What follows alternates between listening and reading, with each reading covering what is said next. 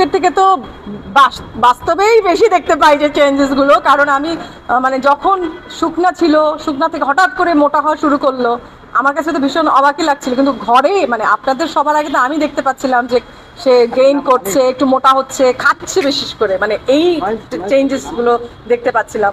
তো তখন জানলাম যে একটা চরিত্রের জন্য সে এতটাই ডেডিকেশন দিয়ে কাজ করছে যে এত 45 কেজির মতন ওজন প্লাস করেছে। আবার সেটাকে যখন মানে কমানোর একটা প্রচেষ্টা, সেটার জন্য যে আসলে ওর যে ডেডিকেশন, আমি বলবো যে আমার পক্ষে এরকম ডেডিকেশন দেখানো সম্ভব না। Hats off. নতুন করে কি প্রেমে পড়তে ইচ্ছে করে ছবি দেখে? প্রেম তো আসলে প্রতিনিয়তই বাড়ে। এটা সত্যি কথা বলতে গেলে আমাদের তো বিয়ের আগে সেইভাবে প্রেমের সুযোগ হয়নি, হুট করেই বিয়ে হয়ে গেছে। তো আমাদের জানা শোনা সবকিছু আস্তে আস্তে এই যে 9 বছর হলো, তো প্রতিনিয়তই আসলে দুজনের প্রতি দুজনের আন্ডারস্ট্যান্ডিং বাড়ছে, ভালোবাসাটা বাড়ছে, মায়া বাড়ছে। আপনার কাছে প্রেমের সংজ্ঞাটা কি? প্রেম মানে ভালোবাসা প্রেম দুটোর মধ্যে পার্থক্য আছে। মানে ভালোবাসা একটা মায়া, আর প্রেম আসলে বোধহয় সবকিছুর ঊর্ধ্বে। এবং প্রেমটা কিন্তু শুধুমাত্র মানুষের জন্য হয় না। প্রেম অনেক কিছু, প্রকৃতির প্রতি প্রেম হতে পারে, শিল্প সংস্কৃতির প্রতি প্রেম হতে পারে। মানে ওইটা একটা মানে অদ্ভুত টান। ভালোবাসা হচ্ছে ভালোবাসা, সবাইকে নিয়ে ভালো থাকা, পরিবার, ভাই বোন, মা বাবা সবাইকে নিয়ে, আপনাদের সবাইকে নিয়ে। আমার কাছে মনে হয় যে ভালোবাসা প্রকাশ্যে বাড়ে, অপ্রকাশ্যে মরে যায়। তো আপনারা সবাই আছেন, সবার ভালোবাসায় আছে যে আজকে আমরা দুজন আপু এই যে ইন্ডাস্ট্রিতে যখন বলে না ইন্টারনাল আলাপে যে খুব পাওয়ার কাপল বা অনেকদিন ধরে একসাথে আছে, এদের মন্ত্র কি, এই কথাগুলো শুনতে কেমন লাগে যখন কানে অফ ক্যামেরায় শোনেন? থাকে না হয়তো কেউ বললো, আমার মনে হয় এটা নাইনি উত্তর দিই। নাইম ভাই একটু এত কথা বলতে পারি না। না, এই কথাটা ভুল। অল্প তুমি অনেক সুন্দর করে বলতে পারো, বলো। আমি জানি না, মানে personally I hate the word perfect. Perfect ফল লাগবে কেন, তাই না? সো আলহামদুলিল্লাহ আব্দুল আলম মানে আল্লাহ যা আমাদেরকে দিয়েছেন প্রত্যেককে, ওটা পারফেক্ট বলে এভাবে দিয়েছে।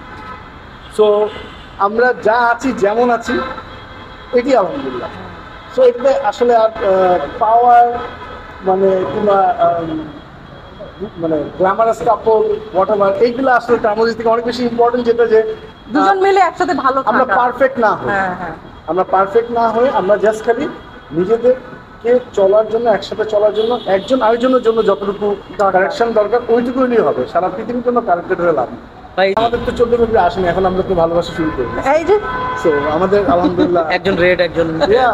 মানে আপনার কাছে আসলে কি ভালোবাসাটা? না, আমার কাছে হচ্ছে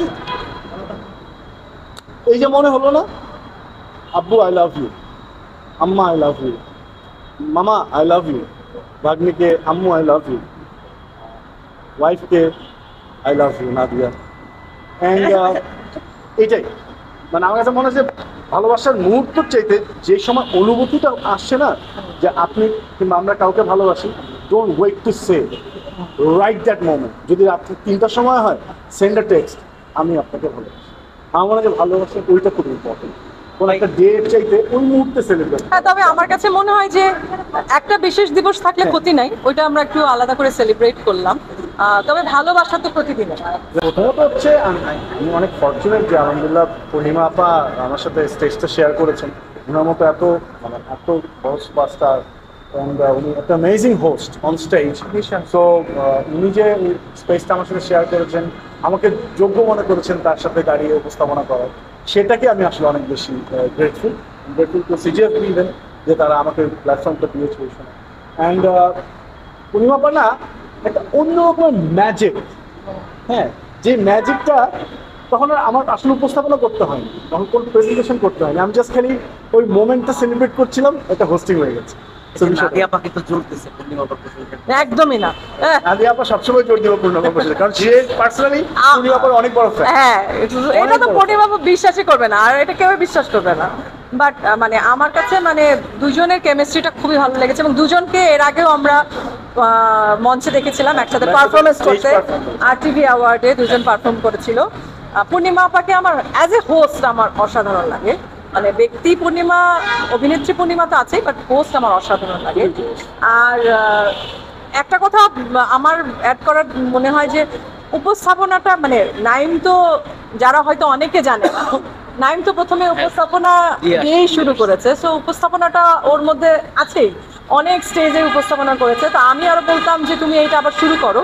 সো এই যে এর মধ্যে পরপর দুটো অনেক অসাধারণ মানে বলবো যে শো হোস্ট করেছে, আমার খুবই ভালো লেগেছে। So, পার্টনার হিসেবে নাইম ভাইকে আর কোথায় দেখতে চান? আমি সব কাজ সুন্দর করে শেষ করে বাসায় ঠিকঠাক মতো। মানে ভালো ভালো কাজ করে সফলতা আসুক, সবার কাছ থেকে অনেক প্রশংসা কুড়াক, ঠিকঠাক মতো বাসায় ফিরে আসুক, ঘরের ছেলে থাকে। Thank you thank you.